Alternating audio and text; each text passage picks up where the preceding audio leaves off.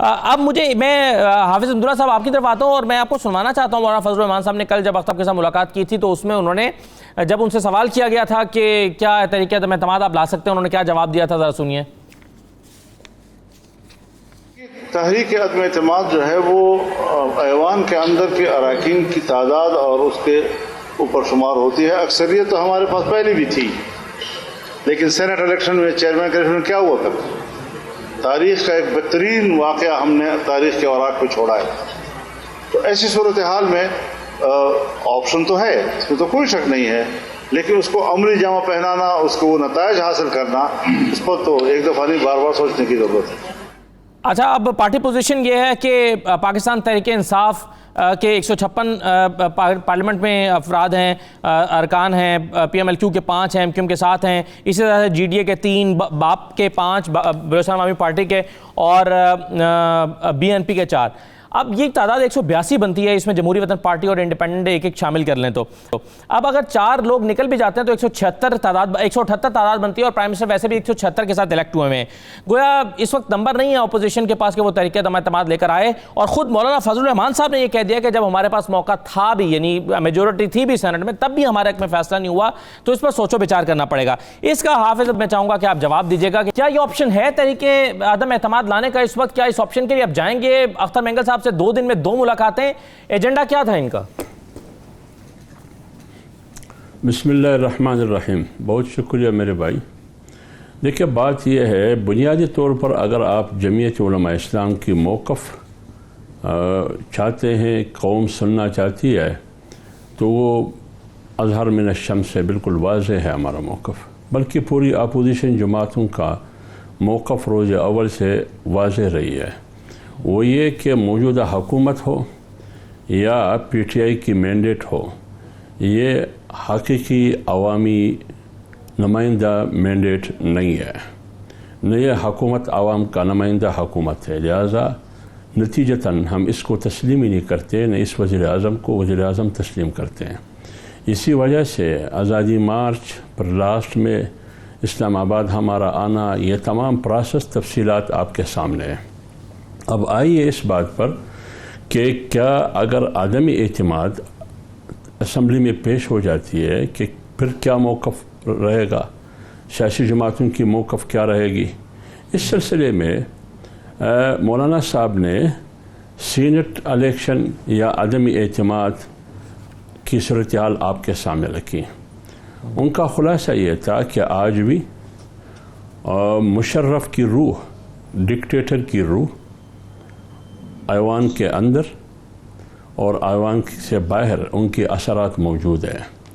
اسی وجہ سے اکثریت، اپوزیشن کی اکثریت جو 64-65 کی غالباً اکثریت تھی، وہ اقلیت میں تبدیل ہو گئی۔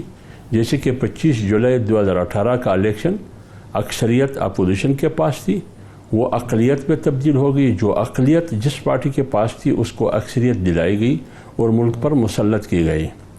اس تناظر میں مولانا صاحب نے کہا کہ سوال کے جواب میں، صحافی کے سوال کے جواب میں، کہ فرض کرے اگر عدم اعتماد کی تحریک آتی ہے اس حکومت کے خاتمے کے لیے، تو بے شک اپوزیشن یہ حق رکھتی ہے، اور یہ آپشن زیر غور ہے، یا یہ آپشن ہو سکتا ہے، کیونکہ یہ پارلیمنٹ کی پروسیس کا ایک حصہ ہے، اور اس سے پہلے بھی مختلف وزراء اعظم کے خلاف عدم اعتماد آئے، عدم اعتماد کی تحریکیں آئی ہیں۔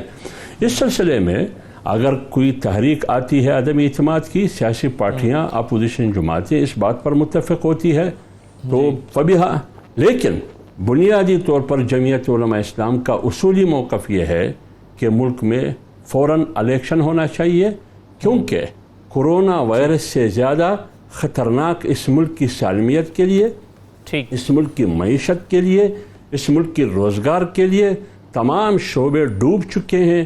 سب سے بڑا وائرس عمران وائرس ہے۔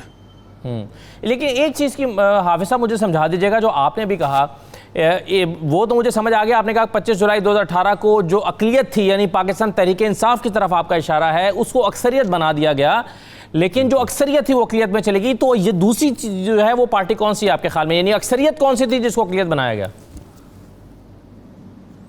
دیکھیے، اب میں نے آپ کے سامنے میں نے اپوزیشن جماعتوں کی بات کی۔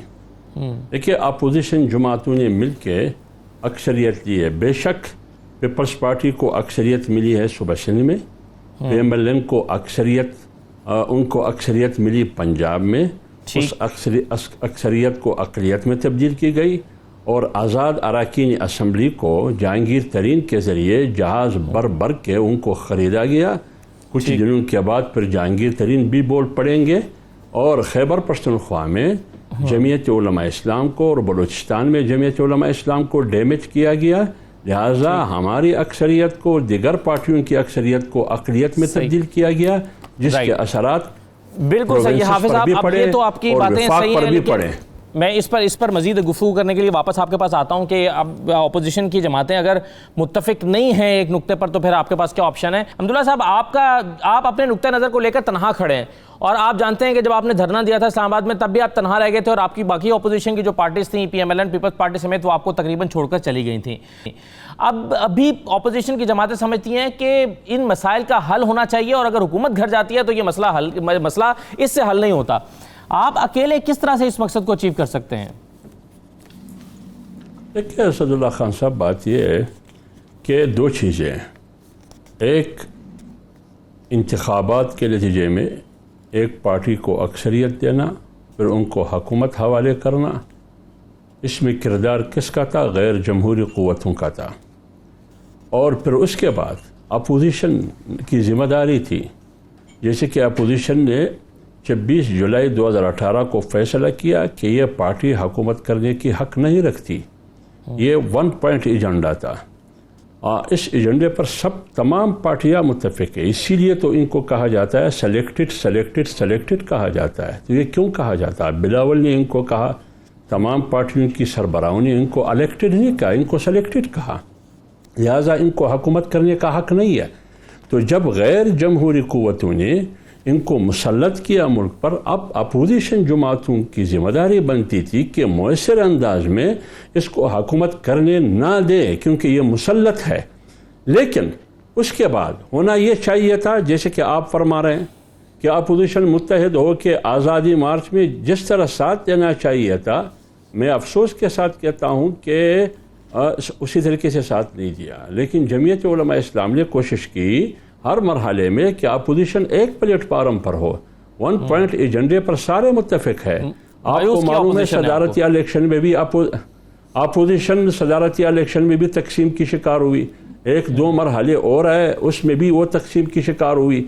اب میں یہ کہہ رہا ہوں, میں آپ کی چینل کے توسط سے کہہ رہا ہوں, آج اس کٹ پتلی حکومت کو جتنا بھی وقت مل رہا ہے, اس میں سب سے بڑا کردار اپوزیشن جماعتوں کی انتشار کا ہے, ان کی عدم وحدت کا ہے. اگر اپوزیشن اس طرح منتشر رہے جیسے ابھی منتشر ہے, اپوزیشن جماعتیں متفق نہیں ہو رہی, ہر ایک کی اپنی ڈیڑھ مسجد ہے, وہاں سے آوازیں لگا رہی ہے. یار مشترکات ہے, بات اگر ریاست کی ہے, بات اگر ملک کی معیشت کی ہے, بات اگر ملک کی سالمیت کی ہے, معیشت پر حملہ آور ہے یہ حکومت. آپ کی عدالت پر فیض عیسیٰ کی ریفرنس آپ کے سامنے حملہ آور ہے یہ حکومت. فارن فنڈنگ آپ کے سامنے الیکشن کمیشن پر یہ حملہ آور ہے.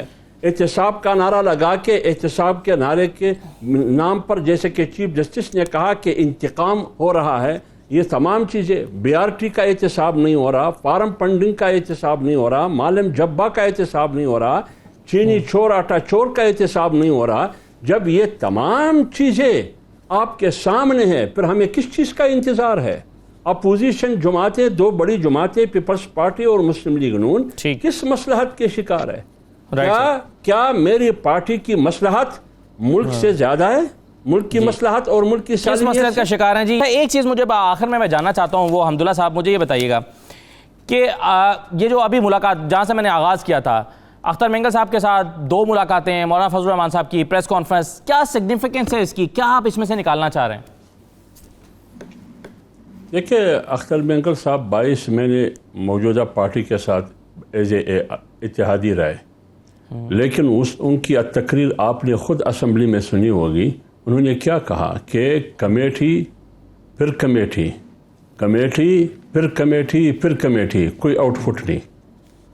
اب وہ کہتے ہیں کہ سردار اختر جان مینگل نے بہت خوش اسلوبی کے ساتھ वक़ार के साथ हमारे इत्तेहाद और हमारी पार्टी के साथ रहे। उन्होंने तो उस बलूचिस्तान की रवायात अक़दार को सामने रखते हुए आपके साथ रहे, लेकिन सवाल ये नहीं है कि वो आपके साथ अच्छे तरीके से रहे, सवाल ये है कि तुमने क्या दिया उसको।